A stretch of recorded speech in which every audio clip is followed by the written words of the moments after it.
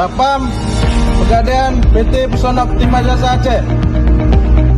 Jumlah 80, kurang 49, hadir 31, keterangan 49, dinas. Siap mengikuti apel pagi. Yang memelihara keamanan dan ketertiban di lingkungan kerjanya, ya, di tempat kerjanya.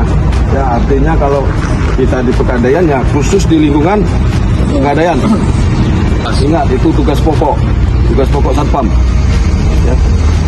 Tapi cenderung lebih ke pelayanannya kita, ya. Fungsinya ya sebagai linyomian, sebagai pelindung, pengayom dan pelayanan pada masyarakat. Ya,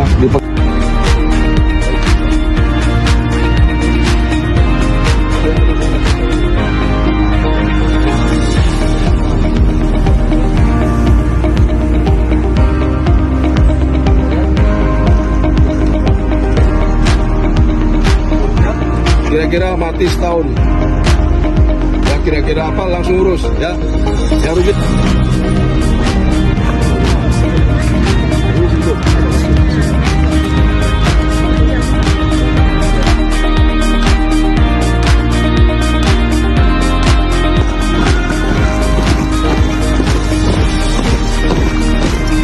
Yang penjempunya tetap duduk jangan lupa.